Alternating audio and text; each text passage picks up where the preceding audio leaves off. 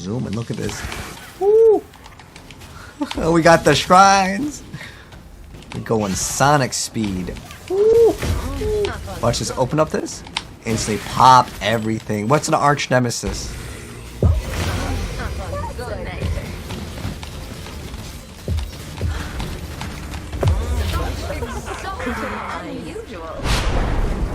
Alrighty guys, so welcome back for more Path of Exile. So last time we left off, we were talking about just doing the endgame maps. Now in terms of like the map system and how these bosses work, there isn't any brand new like endgame boss. So my previous guide from last season will basically suffice for most of you players that want more in-depth stuff, because it's the exact same thing in terms of like showing you how the boss works and how to summon this boss, because there are certain steps, like you're going to need to get fragment pieces to summon certain bosses if you want to go ahead and do so. Keep in mind the endgame is very challenging, and if you are dying, don't worry, that totally happens. The end game is a lot harder than the campaign, but the whole goal is really to clean up a lot of these maps, trying to get as many done as possible. Once you start completing them, remember you get those Atlas passive points. This is what I've spec'd my Atlas into. Feel free to go ahead and pause and screenshot or slow it down if you want to. This is what I'm actually running here, so this is our Atlas, and what I've heavily spec'd in for is Ritual. Keep in mind, do what you want to do. One thing that I will recommend is Heist as well as Legion for this particular season or this expansion. And the reason why is because of the way that loot works. I won't go too far into it, but pick the stuff that you want to and then block out the things that you don't want to do. For me, I'm just basically doing Ritual because that's just like the way I like to play. Or you can do Delirium, but it's not necessarily as good this league as I would say as previous leagues in the way that the loot system works. One thing that I also really like to get is Etched by Acid, and we'll get that one in the next point over here.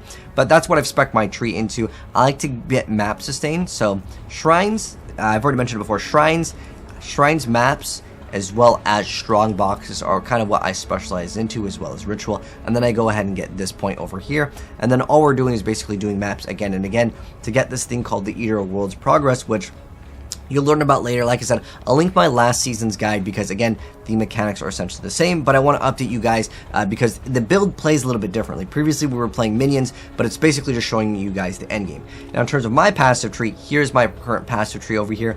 The important masteries, and I'll link the POB as well in terms of its progress. It's still like a build in progress. It's not like end game. This is not like the best items here. We're still working towards it, and I wanted to make sure the build was relatively cheap in terms of like what was required. Like I still have divines in here, but I'm trying to keep this like beginner friendly in terms of like what is going to be costing players for beginner players and stuff. This is a really great item. It's super cheap. It's like anywhere from like 1 to 3 chaos. You can get a singularity. It's a brand new item for this league that got like basically buffed. But we've actually added a lot of different auras and stuff, and I'll have to talk about that. But the important thing with this is we're actually getting Curse Mastery. Enemies you curse are hindered with 15% reduction in move speed. What this allows us to do is activate the effect of Singularity from further away, so we don't have to have nearby enemies are hindered with reduction in movement speed. We just have that 100% increased damage with hits and ailments against hindered enemies, and they're always going to be hindered because, well, they're always going to be cursed because we're running a curse on hit. Ring.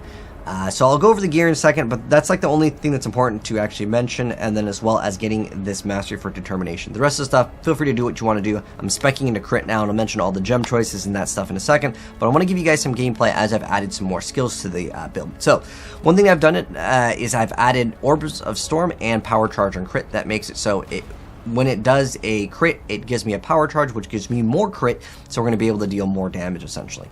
And then on top of that, I've added a Flame Dash with a level 1 Arcane Surge. That makes it so when I use my Flame Dash, it's going to automatically activate Arcane Surge, giving us more damage, but I don't have Arcane Surge no longer linked in my setup. In our setup right here, in terms of our damage, we're running Arc, we've got Inspiration, we've got increased critical damage, we've got added lightning damage, we've got increased critical strike support, and lightning pen. I think the last time we left off, we were running Spell Echo. That's totally fine. Keep in mind, these are all just things that I'm running personally, but in some of the gameplay that you guys saw from the intro clip, I was even running a worse gear. In fact, like, I really need to upgrade these. These have literally, like, no resistance. This boot that definitely could be replaced, and this ring is absolutely terrible, but it's just things that I was using as a progression stepping stone. I also got this as a project that we'll be crafting later, and I'll show you guys maybe crafting in a future video. In fact, it's in at some point in my playthrough from last league. It shows you the basics of crafting. Obviously, we won't want to roll minion damage, but it gives you basically the same idea, unless you're playing the Absolution build. And I'll also link down below some different builds. These are right now currently like the top builds that are very similar. I eventually do want to get Impulsas. I want to get specifically Doriani's prototype. It's a very expensive item now. Anything around lightning right now is relatively pricey. Keep in mind, I'll link this down below, so feel free to if I'm going too fast, don't worry. I'll give you guys the resources as well. It also shows, of course, their passive tree. If you click like link to passive tree, you can click this, then it'll show this is PoE Ninja. I don't know if I mentioned the site in this playthrough yet, but I always mention this website. It's great. It lets you see everything. And my build also has no cluster jewels, so it's a very beginner-friendly way to play. I specifically don't get cluster jewels for that reason, as it's a beginner's guide. Now I played, you can do the end game content perfectly fine without it. Keep in mind, all upgrades will definitely matter when you get to the end game. The game gets very, very difficult. But yeah, keep in mind, all these are just like suggestions here. These are just multiple different like builds. There are going to be like variations of Arc, and if you want to run Absolution, that is an option as well. As I mentioned, we're just scaling lightning damage at the end of the day, or minion damage, which essentially you can scale lightning damage through like minions, if that makes any sense, because what you're doing is Absolution is going to be dealing lightning damage, so when you give your enemies negative lightning resistance or any other exposure that gets applied to your enemies, it's going to help for your minions too, right? Because I mentioned that this build can be kind of lots of different things. So the first thing that you should be doing is keep on doing maps. You'll eventually get to the point where you're going to get your next Ascendancy. You're going to actually throw in something called the Offering to the Goddess. Again, I'll link my other video from last guide, and you can just follow that one basically in terms of like the endgame mechanics, but this is just more so for the passes for like our lightning build. So I mentioned Lightning Conduit was like the main thing, and our goal with this, we will eventually, oh cool, we have someone that wants to buy something. Let's go ahead and invite him to the party, and we're just going to go and sell some stuff real quick. Let's see, what does he want? Got changed for an X. What isn't an X, like? So right now exalts aren't really worth that much. Okay, so this is exalts like. I don't know if he's making a joke here, but exalts. How much are they worth? Oh, they're worth that. They're worth 11. Okay, so we'll give him 1 chaos back. It doesn't really matter too much. So. No problem at all. So yeah, it's all about just buying and selling stuff and getting some currency so you can purchase other things. And I'll go over like our current gear. Keep in mind, I didn't have this gear when I just first started out maps. Last time we left off, I think we just literally did one map. But do these maps, and you'll eventually start getting your Atlas passive points, and you'll progress into the game. But let's go and just show a map off, because I did add some stuff to the build. So there is also a Frost Shield that gives us extra crit, and it technically gives us some form of damage reduction, but it throws up a shield. Ideally, we eventually will scale some more into Energy Shield, and then that way we can actually get more of a benefit from it. But basically, it just gives us extra crit, we stand in it, and it gives us some sort of damage reduction. And then we just spam on Arc.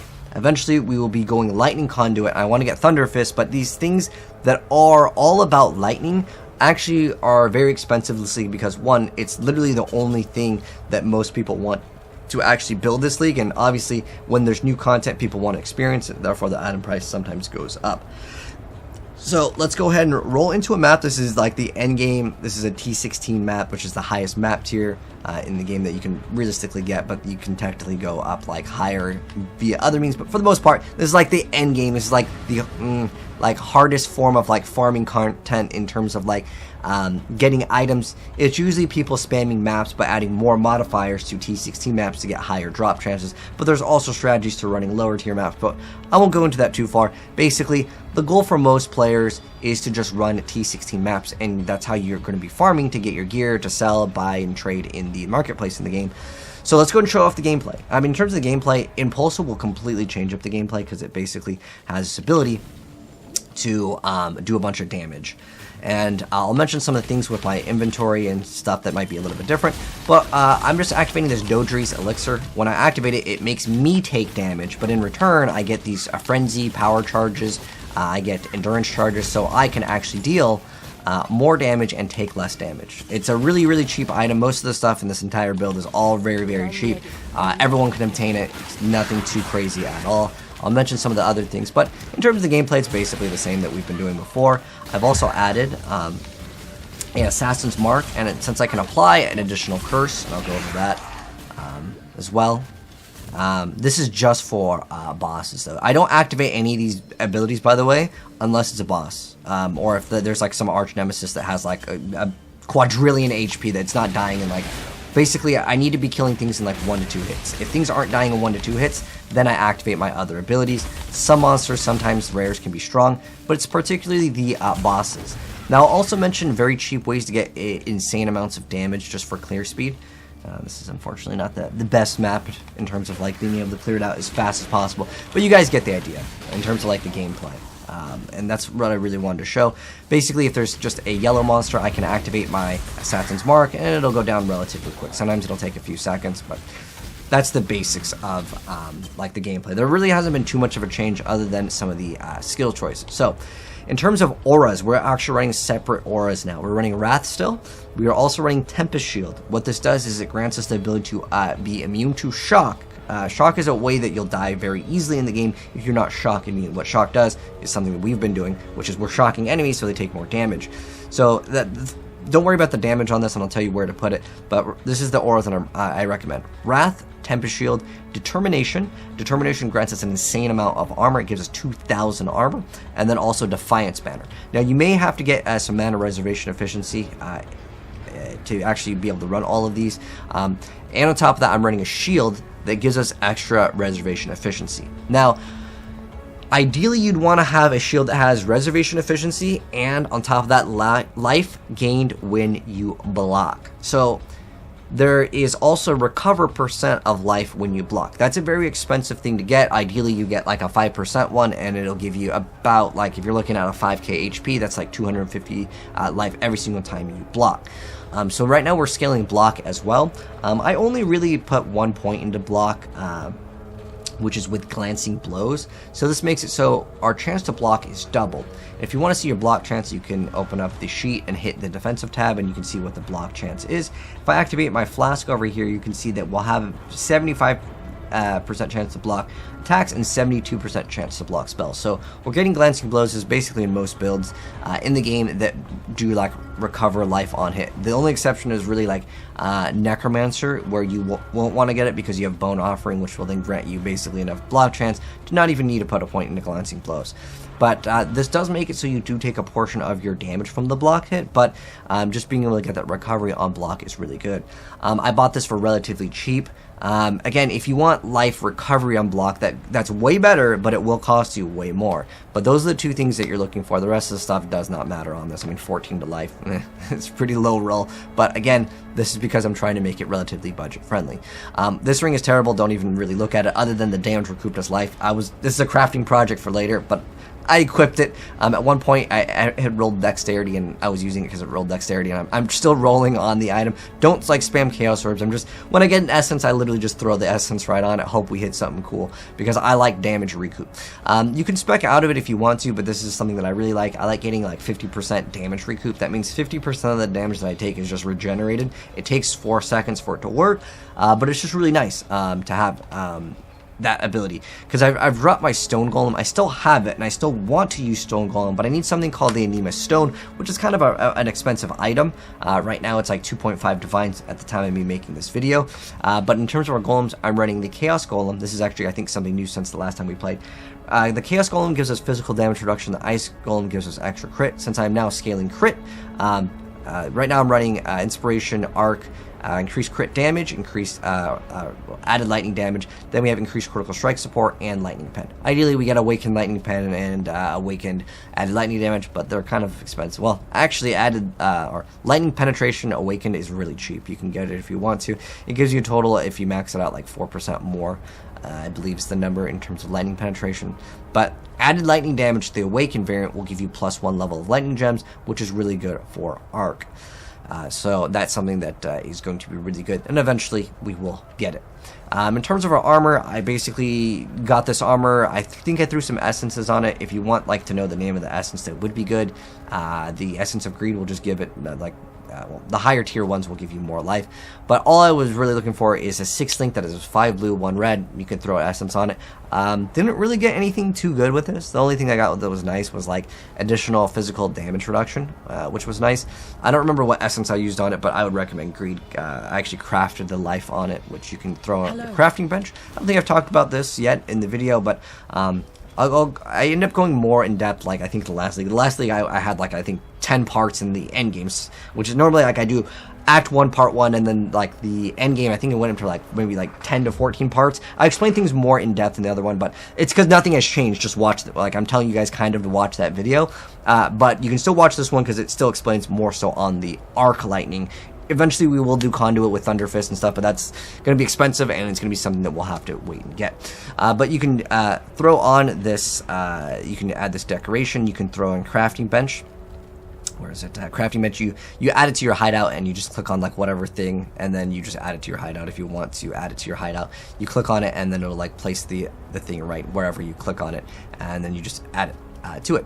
But I don't need to add it because I already have it here. But, oh, we're actually editing here. Let me unclick edit so it's not going to move around my stuff. But yeah, you put this in your hideout and then you can put in the ring or whatever you want to put in and start rolling some stuff on it. Some of these things are expensive. Don't do anything that costs these. Don't do anything that costs divine orbs. That is something that I will recommend you guys just to sell your divine orbs to buy gear. It's going to be more efficient most of the time. Not really. What divine orbs do is they reroll like the numbers, like the plus, like let's say strength dex, like it rerolls those as random values. But it's not really worth it right now. These gloves definitely need to be replaced. Okay, so what I've done and what I recommend you guys to do is do the final lab. What I've actually spec'd into is going to be the Mastermind of Discord. So I like to grab, I've already mentioned these points, but the next one on the next lab that I like to get is Mastermind of Discord, which lets us apply exposure. Exposure will then let us regenerate mana, which is kind of nice. Just extra damage to the enemy.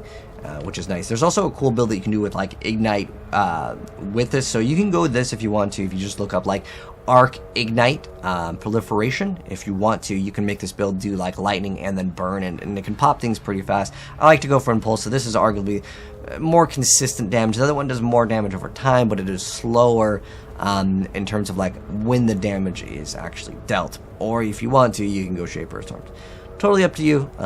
Kind of your choice. I like Mastermind of Discord for now, and we're going to be getting something later, which is called Impulsa, which lets, once we like shock the enemy, it'll like spread, and we can actually get like a mastery on one of the other lightning nodes over here, and it will make it so the shocks spread. And then what Impulsa does is Impulsa's explosion can't shock, but this will make it so it shocks everything, and then everything pops on the screen, and it's very, very fluid and fast. One thing that I recommend for a lot of players to get earlier on, if you can get a Nolan Void or any glove that gives you the ability to have that key text Rampage, that's how we're going very fast. Another thing is I want to mention in the gameplay that I showed off in the very beginning, in the video, where we're going super fast, that is basically because of shrines. Shrines allow us to do that, and that's why in the very beginning on these like early tier maps, I really like to get shrines, and I like to get something with Rampage. What does Rampage do? It gives, it doesn't even tell us, it gives us extra damage from killing enemies in quick succession. Ideally, you keep your Rampage stats, you go to the boss, and you just basically kill it in like 1 or 2 seconds. That's the goal with the earlier games in terms of like the maps. Later, once you get to the more difficult maps, the unique maps, and the red maps, you're not going to necessarily kill the boss in maybe like 1 to 2 seconds. He may take maybe 10 seconds. It's really not that big of a deal, but that's something where Rampage will wear off, and more than likely you won't be able to do it. So getting this is much better. But if you are getting the Mastermind of Discord in the passive tree, you do need to be able to apply exposure in some sort of way. So you can actually get, if you want to, you can go to the NPC Lily. You can go to the there's a quest in Act 10, or it's either 9 and 10, where it's called like the tier, and you get the item. And I showed it off in my playthrough in Part 10 if you guys haven't gotten it. You can go to Act 10 and just talk to Lily, but I have her in my hideout. You can basically buy any of these gems that I'm talking about or that I'm running. So you can get Hydrosphere to also apply exposure. That is one extra way, but I'll go over all my gem choices right now. So we're running Power Charge on crit, Orb of Storms. We're running Defiance Banner. That's going to give us extra armor. And then we're also running Frost Shield, Flame Dash, as well as Arcane Search. This has to be level 1 in order for it just to work off of 1 Flame Dash, though. Then we're running Summon Flame Golem. Already mentioned these. We have one ring that has Curse Enemies with Conductivity on hit. These rings can be a little bit pricey if you want good rolls. Cool, we have another person who wants to buy something. That's the thing with PoE. It's always about just buying and selling and trading and getting all of your currency up. Is this guy coming? Okay, cool. Let's see. Cluster Tool. It's listed over here. Where is it? There we go. And we get nice little 5 Chaos Orbs. So we're going to go ahead and trade. And if you want to engage in the trading, you do need what's called a premium stash tab. You can spam the trade channel, but realistically it's really annoying. So if you want to get one, here's what it's called in the shop. You go to stash tabs. You go, what is it? Upgrade to a premium stash tab. This is 10 PoE points, which is the equivalent of $1 in real life money. So it costs you $1, and you'll have it forever. It's not like you'll only have it for one season. You'll have that premium stash tab pro. You just need one of them. Unless you want to post on forums and spam the trade chat, which is unrealistic, just get one stash tab and then just start listing your items. You can right click on it and then you just hit public, and then you have each item priced individually is what I recommend. Right click on it, just put negotiable price. Sometimes people will offer you a little bit less. Usually on like things under 5 chaos, people don't really care. But stuff that is super expensive, people will give you offers, and if you want to, you can take up the offer. So this is what I've done, and I'll explain this later in some more videos. I know I'm keep on mentioning more videos, but it's because I literally already have all of this done. So we've got Soul of the Brine King. This is where a mechanic where we're going to be able to not be frozen. This is the only thing that really matters. The rest, choose which ones you want, but just being able to not be frozen is very, very important, especially if you are doing strong boxes, because you can click on one, it's going to freeze you, and you're dead. Or you can run a Flask that has immunity to freeze or removes freeze. You can run that as well. So here's what we've done in terms of the Flasks. I'm running a Doge's Elixir. You want to buy a 333.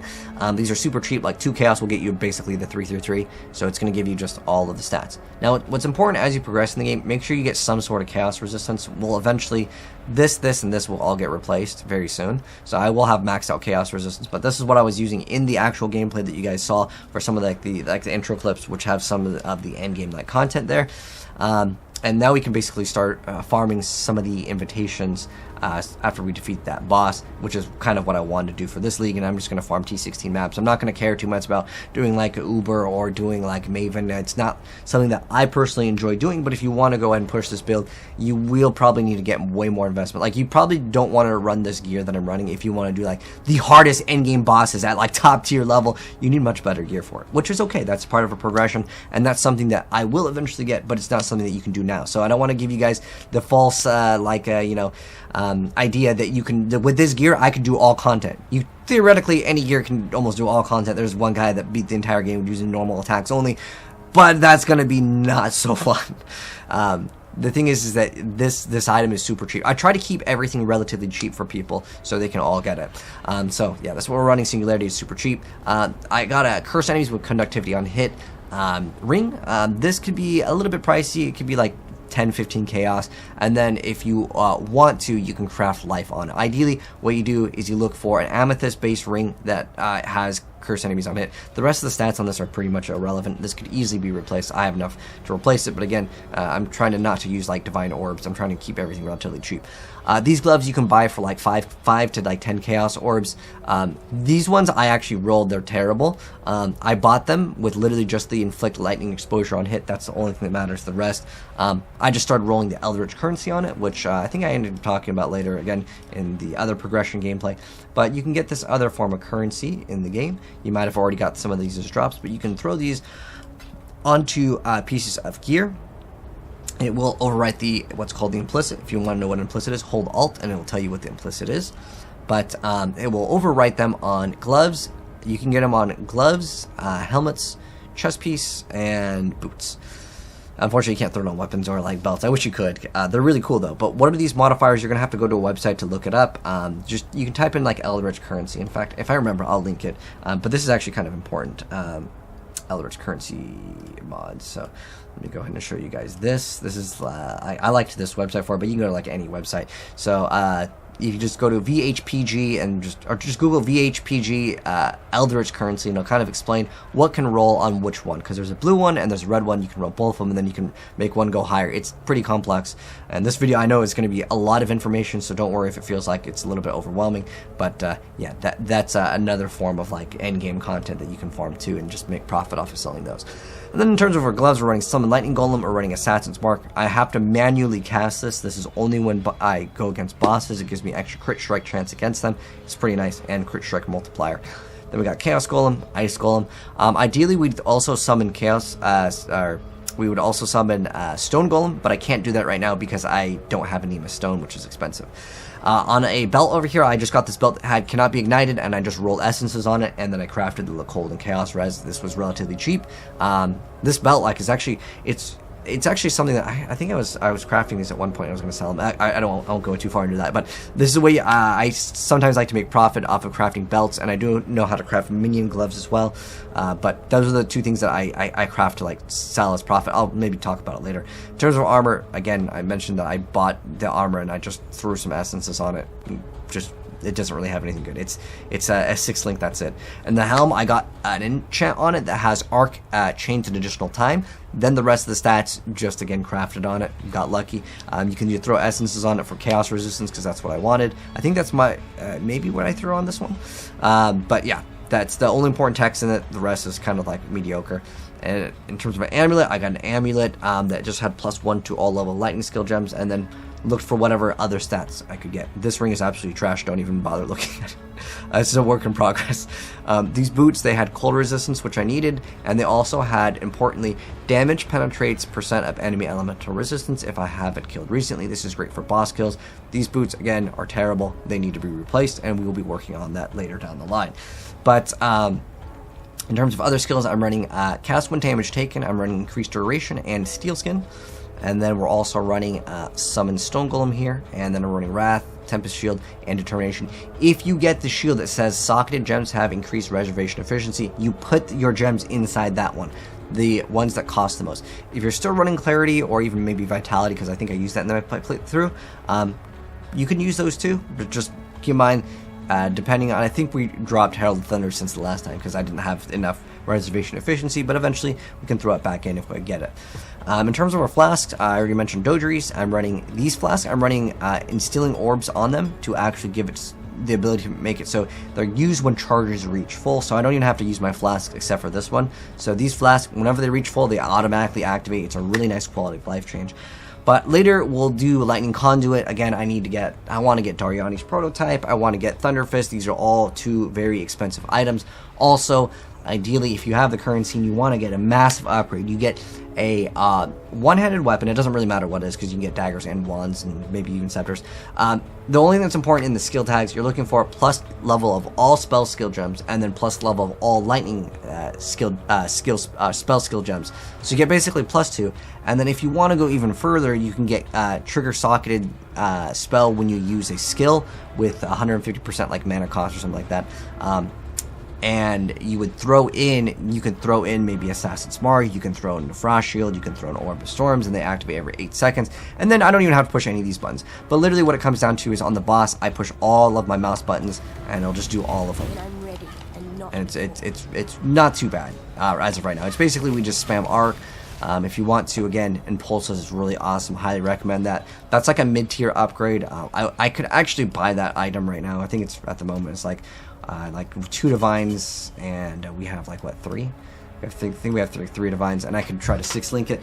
But anyways, yeah, a lot of stuff to cover in this video. But like I said, I'll link some stuff down below. Check the pinned comment, as I'm going to be linking my other previous one that I'll go more in depth in terms of like all these things because it's literally the same thing. But yeah, you can look at for gloves with like Rampage, and you'll significantly increase your speed up until like maybe the start of red maps. But once you're getting into the tier 16s, you may not need this because you're going to be one-shotting things already. But Rampage is still fun. I like it, but I really recommend getting the exposure. And then we'll get Impulso, we'll do other things. We're going to get more stuff later. But anyways, thanks for tuning, guys. If you enjoyed this video, drop a like on it, and I'll see you guys in the next part very soon. Take care. Peace.